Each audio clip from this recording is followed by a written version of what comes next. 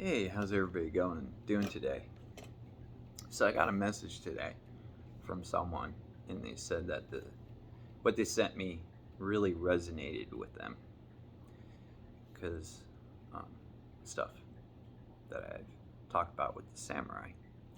And let me read you what it was first. I had to print it up off my phone because I'm using my phone right now. So let me read this and we'll get into it. One of the things which Tibetan Lamas always emphasize in their teachings is that we do not know when we will die and should therefore act in a way which is beneficial to ourselves and others now. One cannot live one's life as though it were a rehearsal for a real performance.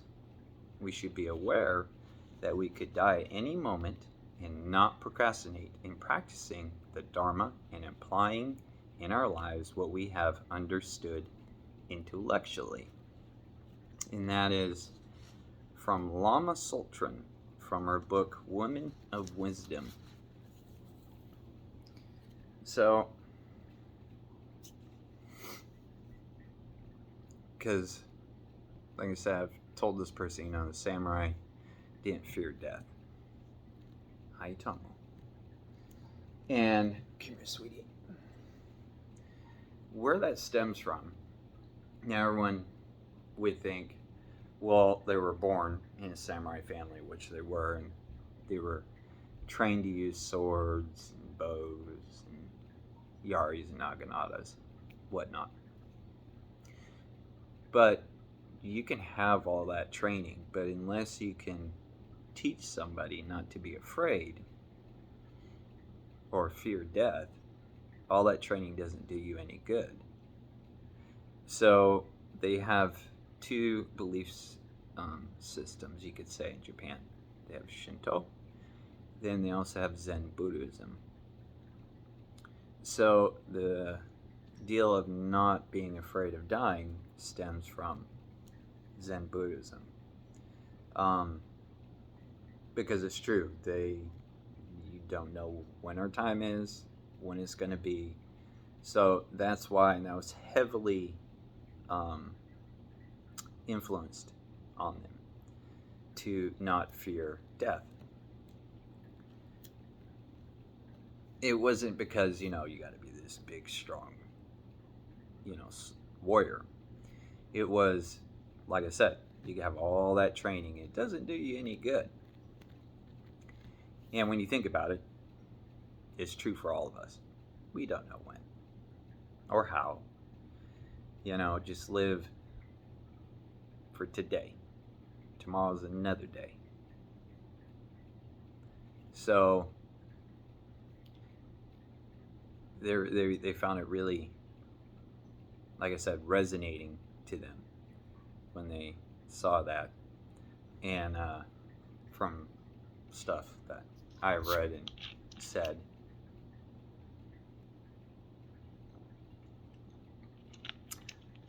but also for samurai and other cultures, death is normally not the end for them. Okay. In fact, let me read you another passage. This is actually from a samurai, part of the Hakagura. And this is about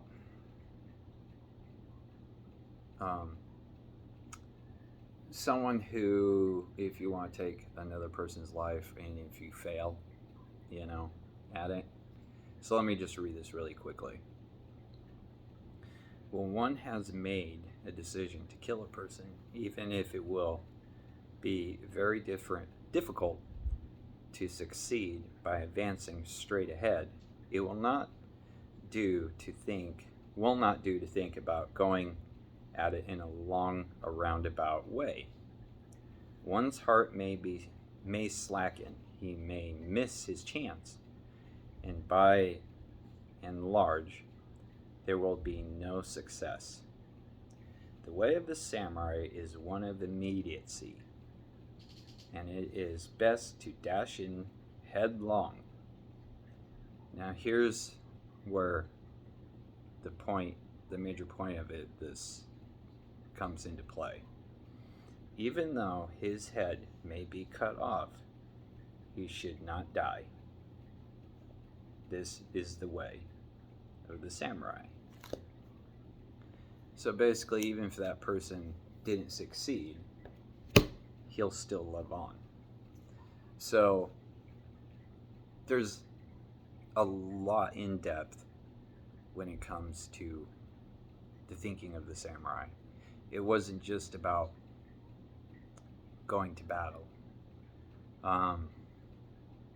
They also had everyday life things. I mean, they were also highly educated. They knew how to write, read, art, calligraphy, numerous things. So this just wasn't, a weapon to them. It also, to them, it brought life. So, but thought I would just do a quick video here about that.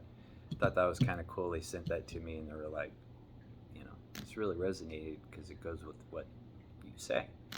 So yeah, there's a lot of similarities in there. But hopefully this made sense. Hope you guys enjoyed it. And talk to y'all later.